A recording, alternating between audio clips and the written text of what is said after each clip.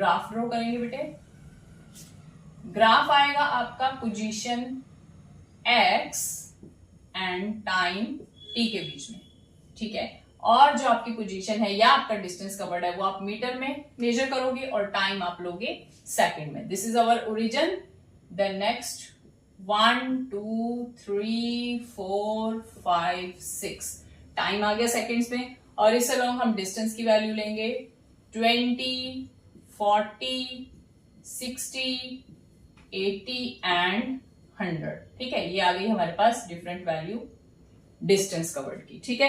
जो ग्राफ है हमारा बेटे, हमारा ग्राफ जो बनेगा वो स्ट्रेट लाइन ग्राफ बनेगा, ठीक है। जो ग्राफ है हमारा यूनिफॉर्म मोशन के लिए हम ग्राफ बना रहे हैं। यूनिफॉर्म मोशन के लिए जो आपका ग्राफ बनता है that is a straight line graph, जो कि हमने प्रीवियस वीडियो में डिस्कस किया था, ठीक है। तो मतलब क्या है कि 1 सेकेंड के लिए आपने डिस्टेंस कवर किया 20 metre, for 2 seconds you cover the distance 40 metre, for 3 seconds you cover the distance 60 metre, for 4 second you cover the distance 80 metre, and for 5 seconds you cover the distance 100 meter and so on, ठीक है। और ये आपको पता था, आप यहां से और यहां से परपेंडिकुलर लाइंस ड्रॉ करते हो तो फिर आपके पास पॉइंट ऑफ इंटरसेक्शन आता है। उस पॉइंट ऑफ इंटरसेक्शन के अलोंग ही आप क्या लेते हो, अपना पॉइंट ग्राफ के ऊपर। ये जो ग्राफ के ऊपर पॉइंट है that is corresponding to 1 and 20, this is for 2 and 40, this other one for 3 and 60 and this is for 4 and 80। तो वेलोसिटी की वैल्यू हम फाइंड आउट करेंगे कौन से ग्राफ से, जो आपका ग्राफ है यूनिफॉर्म मोशन के लिए पोजीशन टाइम ग्राफ। तो उसके लिए आप क्या कंसीडर करोगे बेटे, ग्राफ के ऊपर ग्राफ की जो लाइन आई है आपकी straight line passing through the origin, उसके लिए आप 2 पॉइंट उस ग्राफ के ऊपर कंसीडर करोगे।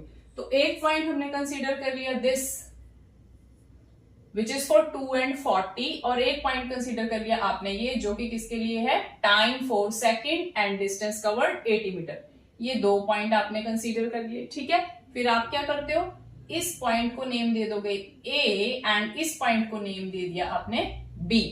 फिर ए से आपने 2 परपेंडिकुलर लाइंस ड्रॉ करनी है, मैंने पहले ही ड्रॉ कर दी थी। ए से 2 परपेंडिकुलर लाइंस आपने ड्रॉ करनी है, ठीक है। One line is parallel to y axis, this line is parallel to y axis and this line is parallel to x axis। Same B point पर करोगे, बी पॉइंट से भी 2 परपेंडिकुलर लाइंस ड्रॉ करोगे। One is parallel to x axis and other is parallel to the y axis, ठीक है। उसके बाद next क्या करोगे बेटे, इस पॉइंट को ज्वाइन करोगे, यहाँ पे बन जाएगी एक ट्रायंगल। ये पॉइंट आपने ज्वाइन कर दिया और इस पॉइंट को नेम दोगे आप सी, सॉरी ये पॉइंट बी आप लोगे 80 के लिए, 80 मीटर के लिए आपने पॉइंट बी कंसीडर किया है, ठीक है। तो ये आपके पास एक ट्रायंगल बन गई बेटे।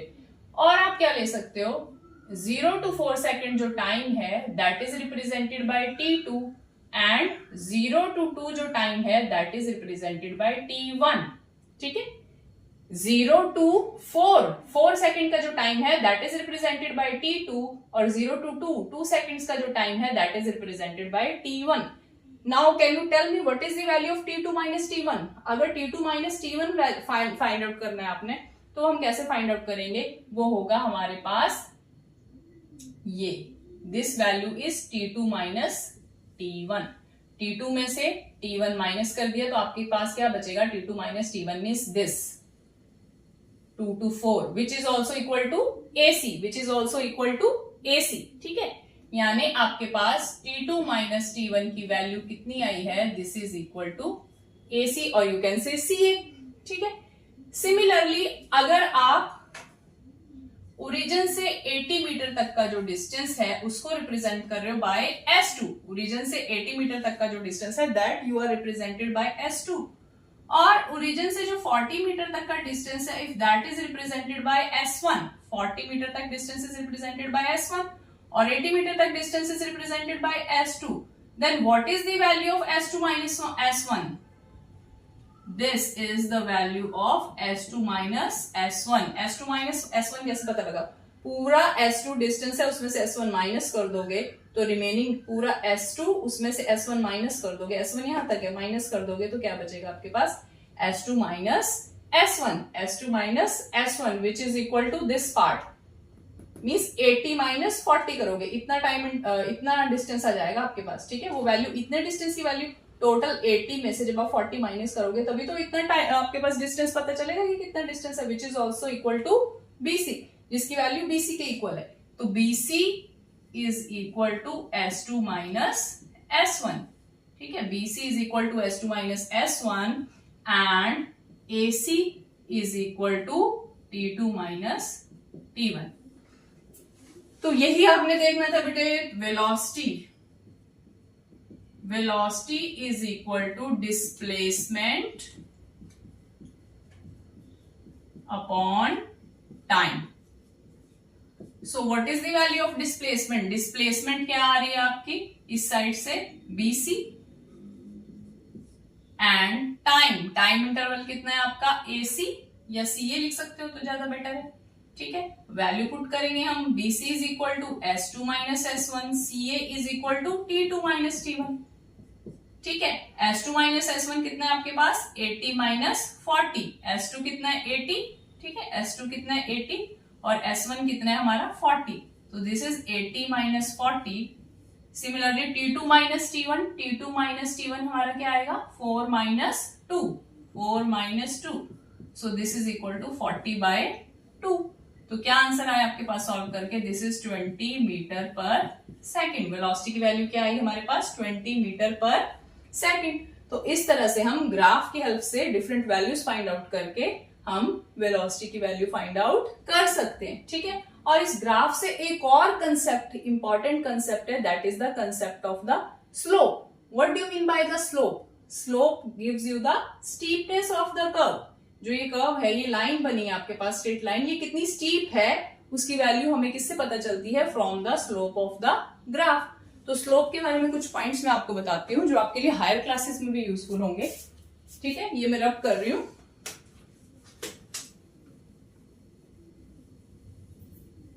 स्लोप ऑफ ग्राफ का क्या मतलब है बेटे? Slope is given by tangent of theta. Slope is given by tangent of theta and which is equal to y upon x. ये फॉर्मूला आप याद कर रख सकते हो। Slope is equal to tangent of theta which is also equal to y upon x.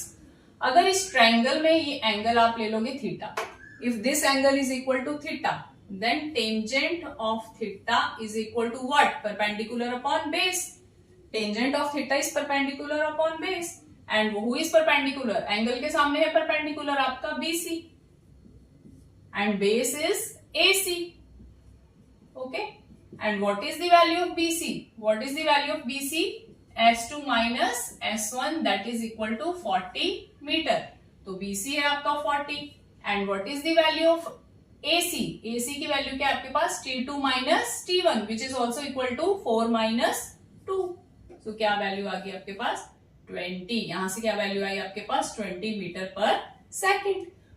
दो objects के लिए हमने एक ग्राफ ड्रॉ किया है, ठीक है। पोजीशन टाइम ग्राफ हमने ड्रॉ किया है for two objects, for the motion of two objects.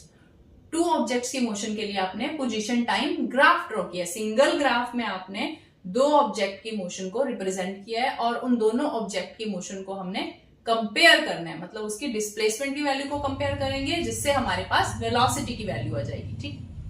तो क्या है आपके पास? This is the position time graph. ये पोजीशन टाइम ग्राफ है आपका, और जो ये आपकी लाइन आई है this is for object A, और ग्राफ की जो ये लाइन आई है आपकी, दिस इज द ओरिजिन, ये आई है for object B. This is for object A and this is for object B. तो आपने क्या करना है बेटे? दो ऑब्जेक्ट ए और बी की एवरेज वेलोसिटी फाइंड आउट करनी है। मींस ये चेक करना है किस ऑब्जेक्ट की वेलोसिटी ज्यादा है और किस ऑब्जेक्ट की वेलोसिटी कम है। बी की वेलोसिटी ज्यादा आएगी या ए की वेलोसिटी ज्यादा आएगी? एवरेज वेलोसिटी की बात कर रहे हैं। तो क्या देखोगे बेटे आप यहाँ पर ग्राफ पे? फर्स्ट ऑफ ऑल आप दो पॉइंट कंसीडर करोगे, ठीक है। क्या करोगे आप? ग्राफ के ऊपर दो पॉइंट कंसीडर करोगे। तो ए के ऊपर आपने एक पॉइंट कंसीडर किया, similarly same for example this is time, this point is corresponding to time t1। तो t1 टाइम के लिए आपने एक पॉइंट ए ग्राफ पर प्लॉट किया है, सिमिलरली t1 टाइम के लिए आपने एक पॉइंट बी ग्राफ के ऊपर प्लॉट किया, ठीक है। सिमिलरली आपने क्या करना है? एक और पॉइंट कंसीडर करना है। For example this is for time t2, ठीक है। For example this is for time t2 time के लिए एक पॉइंट आपने ड्रा किया ए ग्राफ के ऊपर। सिमिलरली t2 टाइम के लिए आपने एक पॉइंट ड्रॉ करना है बी वाले ग्राफ पर, ठीक है। सेम टाइम इंस्टेंट के लिए आपने ए ग्राफ के लिए, ए ऑब्जेक्ट के लिए जो ग्राफ आया है, जो लाइन आई है, वहां पर पॉइंट ड्रॉ करना है, और बी के लिए जो लाइन आई है ग्राफ की, वहां पर भी पॉइंट ड्रॉ करना है। T1 के लिए ड्रॉ कर लिया और ये T2 के लिए ड्रॉ कर लिए, सेम टाइम इंस्टेंट के लिए। This is for time T1 for object A and this point is for time T1 for object B. Similarly, for time T2, this is the point on line of a graph for object A and this is for object B. ठीक है। अब time interval की value बेटे, time interval हमने क्या consider किया है, T2 minus T1। Time interval इतना इतना टाइम इंटरवल है ना, ऑब्जेक्टिव मोशन आप इसके लिए ले रहे हो, टोटल टाइम T2 और यहां से यहां तक टाइम T1। तो टाइम इंटरवल जो आपने कंसीडर करी है, that time interval is equal to T2 minus T1। T2 minus T1 है आपकी टाइम इंटरवल। अब क्या करोगे बेटे, इस टाइम इंटरवल के लिए आप ऑब्जेक्ट की डिस्प्लेसमेंट चेक करोगे।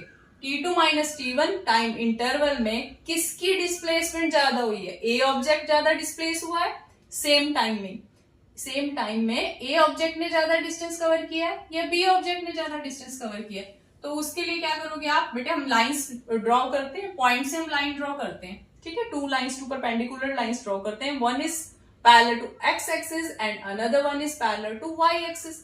तो एक लाइन तो आप ड्रॉ कर ही चुके हो और दूसरी लाइन ड्रॉ कर रहे हो ए वाले ग्राफ के ऊपर हम इस साइड, ठीक है।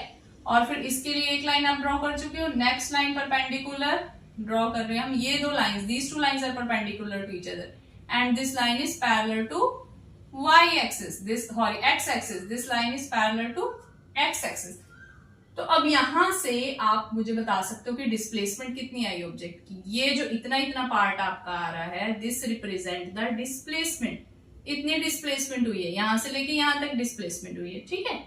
ऑब्जेक्ट की डिस्प्लेसमेंट कितनी आई आपके पास, इतनी। पहले आपका ऑब्जेक्ट इधर था, T2 टाइम पर इस पॉइंट पर वो रिप्रेजेंट हो रहा है, तो इट मीन्स जो आपका वर्टिकल डिस्टेंस है वो कितना आया, मींस डिस्प्लेसमेंट आई आपकी इतनी। ये जो डिस्प्लेसमेंट, आप इसकी वैल्यू कुछ भी ले सकते हो, x2 माइनस x1 कंसीडर कर सकते हो।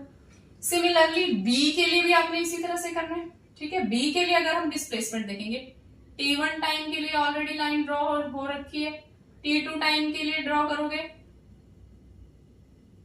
ठीक है। टाइम इंटरवल तो सेम ही है, T2 माइनस T1। इस टाइम इंटरवल के लिए अब ये आपकी डिस्प्लेसमेंट देखो, इस टाइम इंटरवल के कॉरेस्पॉन्डिंगली ये आई आपकी डिस्प्लेसमेंट।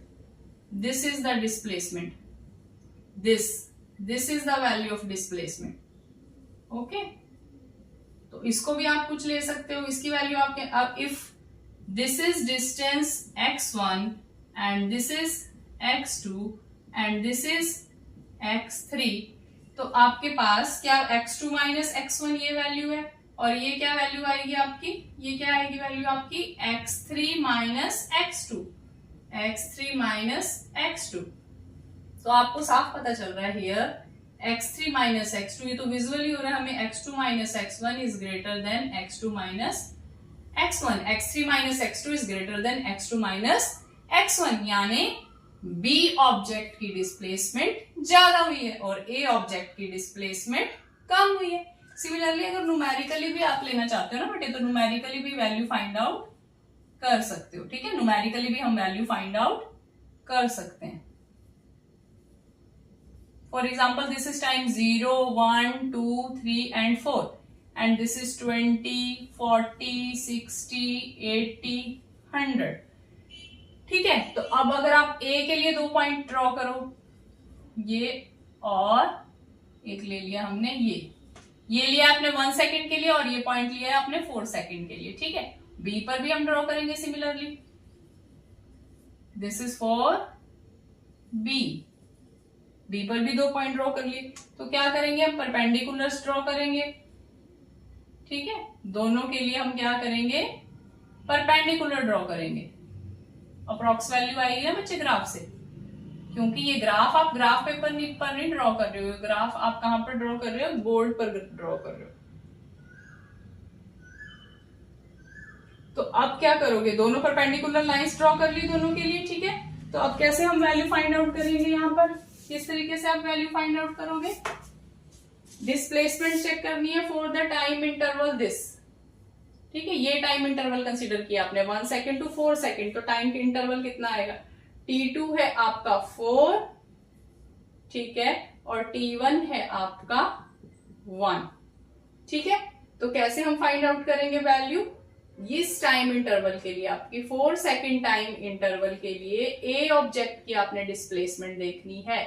ए ऑब्जेक्ट की डिस्प्लेसमेंट आपके पास क्या आएगी, यहां से यहां तक, एक पॉइंट ये लिया, इसके कॉरेस्पॉन्डिंगली 20 वैल्यू है, और एक पॉइंट आपने ये लिया, इसके लिए कॉरेस्पॉन्डिंग वैल्यू कितनी है 60, तो 60 माइनस 20 ये आएगी आपकी डिस्प्लेसमेंट की value for time interval T2 minus T1। Displacement की वैल्यू कितनी आ रही है आपकी, for object A this is equal to 60 minus 20 that is equal to 40।